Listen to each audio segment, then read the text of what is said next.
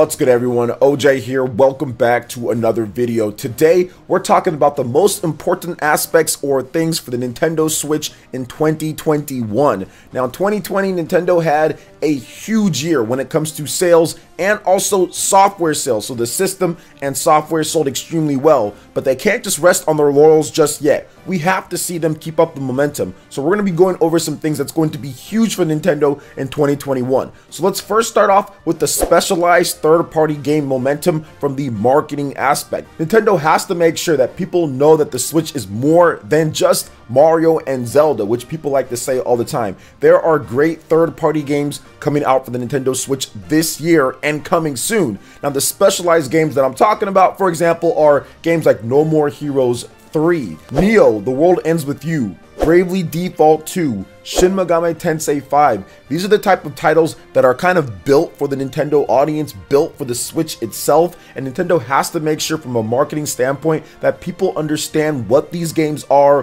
why they're good, and why they want to check them out on the Nintendo Switch. Now, Nintendo's done a pretty solid job with some of these games before in the past. I think they've introduced games in a very clever way in order to get people to pre-order sooner, or in order to kind of build up hype for a game. So for example, No More Heroes 1 and 2 got shadow drops on the Nintendo Switch eShop. That's going to help out with the marketing aspect for No More Heroes 3, which is coming out. So they need to keep up that momentum. The marketing campaigns have to be clever, making sure that people understand when these games are coming out. They understand exactly what these games are. I think they've done a great job with stuff like a demo for Bravely Default 2. That got a demo as well. Shin Megami Tensei 5, they need to make sure they ramp up the marketing in collaboration with Sega and Atlas on that one. So I think so far so good. Nintendo definitely did a better job with the third-party marketing with specialized games than they've done with previous systems. So I do like what I'm seeing, but that's going to be a very important aspect for them going forward, because these games like No More Heroes and Neo: The World Ends With You and Bravely Default 2, these are the type of filler games, these are the type of content that can get people who normally don't play a Nintendo system for like Mario or Zelda or Pokemon or something like that to check out what this system has to offer, and especially getting over a lot of those people that do like that Japanese style of game that we're seeing less and less on other platforms on a large scale being marketed to a grand big base. So I think that this year is very important with that. I also feel that stuff like Dragon Quest XI S Definitive Edition, how Nintendo marketed that one, that was very good and got a lot more people to pick up that game that would have usually bought that type of game. So good job on that, but they need to keep up the momentum, especially with some of these big third-party games that are built specifically for the Nintendo Switch. The next thing that we're going to be talking about here, guys, is solidifying the Nintendo Switch Online. This is probably one of Nintendo's weakest aspects so far with the Switch. And yes, it's great when it comes to the titles and what Nintendo's done. I think that the NSO app is ingenious because in the long run you can just bring that over to other systems. We don't have to continuously have the same type of, oh, let's just restart over from the virtual console. So I think that it's a good idea, but they definitely need to see about adding different systems in. Is this going to be the year that we finally get like N64 games, or we get like GameCube or something else? So solidifying that Nintendo Switch Online app and getting more people to kind of buy into that and see the value of it, that's going to be something that Nintendo is going to have a big challenge with. Also adding in some of the features that people have been asking for and people have been wanting. I think that it would be a huge thing if Nintendo said, okay, you can finally get proper voice chat, or you can finally get proper, you know, friends lists and inviting to games and certain things. So the Nintendo Switch Online app and the Nintendo Switch Online, both of them have to work a little bit better to solidify what Nintendo's doing and offer people a few more options. Now, this is something that I'll admittedly say Nintendo's probably going to be the least on this, just because if you look at it now, we're going into what, the 4th year of the Nintendo Switch. When it comes down to it, they still haven't added some of the basic things, but I will say that with some of the stuff that they've done, like with the Nintendo Switch Online, with the whole putting it on the actual main home page and kind of revamping the interface with some of the stuff in terms of how you can see and access the content, it does seem like they're setting up to add some big things. So I want them to kind of keep going with that and continue to add some of the features and add some of the stuff that people are wanting. I guess you can throw folders and you can throw themes and all that into that Nintendo Switch Online type of stuff. So hopefully they can take care of that this year, or at least do a bit of a better job than they've done before in the past. Next up is multiple high quality first party titles. Guys, this is obviously very important. You guys know this. It's not necessarily rocket science that Nintendo has to have a lot of first party titles, but I will say that when it compares to what Nintendo's done in previous years, some might say that the 2020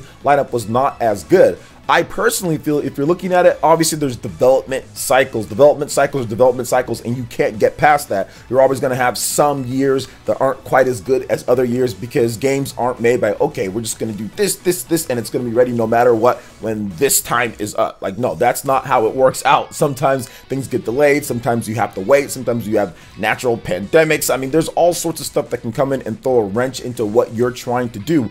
But I do feel that things are catching up, and this year they're going to have that multiple first party high quality titles that they're used to having. This could be the best year for the Nintendo Switch when it comes to first party since 2017. I personally feel that 2019 was a really good year. It had more titles overall when it comes to first and third party. It was packed, but I think that 2017, 2019, and now 2021 we're going to it. It seems like it takes these little intervals in between just so development cycles can catch up, and I feel that this year is going to be one of them. Now we're starting off pretty strong with Super Mario 3D World plus Bowser's Fury, and I feel that Nintendo has a lot more to share with us when it comes to what games could be coming. We've heard about what the Kirby developers had to say, looking like we're going to see a new Kirby game this year that could be back to what they've done before, like some of the games on the 3DS, like Kirby Triple Deluxe, or also Kirby Planet Robobot. So I do think that we're going to have a strong first party quality titles this year. Obviously, we have the Zelda 35th anniversary, so we could see some type of collection with Zelda games, and also we could see The Legend of Zelda Breath of the Wild 2. I think that's going to be this year as well. Plus, there's various other games that could be coming.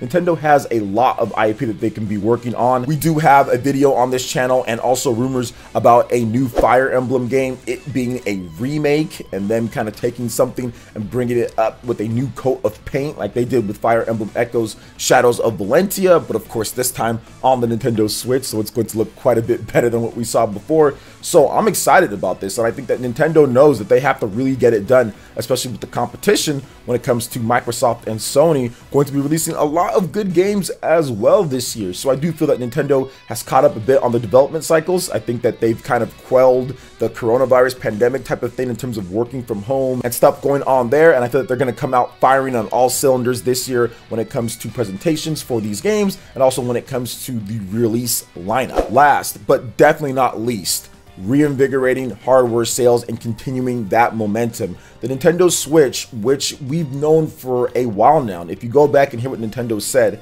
they've stated that they want to have a family of systems. Yes, Nintendo is doing extremely well. The Nintendo Switch Lite is doing very well. The regular Nintendo Switch is doing very well, but the best defense when it comes to things is a great offense. You can't sit there and just lie down and say, okay, you know what, we're good, we're selling all right, we're just gonna let things just go as they please and we'll just be on the defensive. No, you have to continue to go and do new things and get people interested and get people into your ecosystem as much as you can. We have heard multiple different rumors now when it comes to a Nintendo Switch Pro or a new revision, and it doesn't even matter to me the quality of what they're doing when it comes to how much better is this system going to be.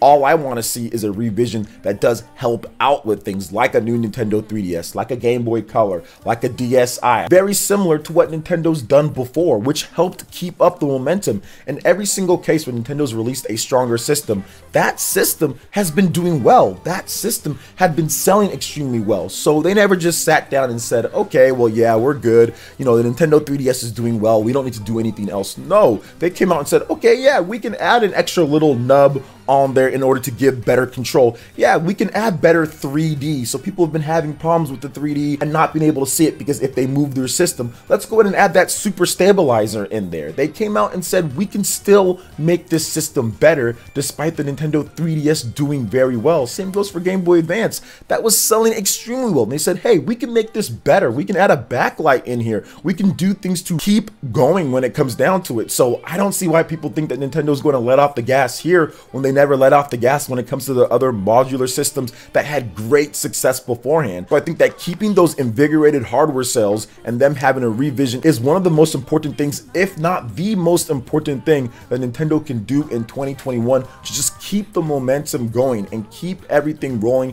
for the Switch. Obviously, like I stated before, man, there is a ton of competition. There are a lot of games and there's a lot of devices out there when it comes to dedicated hardware, when it comes to PC, mobile, all sorts of stuff that can take the time and attention away from your product. What are you going to do to keep people looking on what you have? What are you going to do to keep people saying, hey, this is something that I'm interested in? And I feel that all of these things here, from the third-party support and getting that momentum going when it comes to specialized games that we do know about, solidifying the Nintendo Switch Online, adding in new legacy systems, multiple high-quality first-party titles, having a revision that kind of spruces things up just a bit. These are all very important aspects for Nintendo, and I think that they're going to execute on most of them here. But I think it's going to be a very exciting year. So what are you guys' thoughts when it comes to this? I'd love to hear what you guys have to say in the comment section below. All right, guys, that wraps it up for this video here. Go ahead and check out the links in the description. We've got Twitter. Go ahead and give us a follow on there. Stay up to date on all latest gaming news and information. Also, make sure you like, comment, and subscribe, and share this video if you can. Thank you guys so much for watching. I will catch you for the next one. Peace.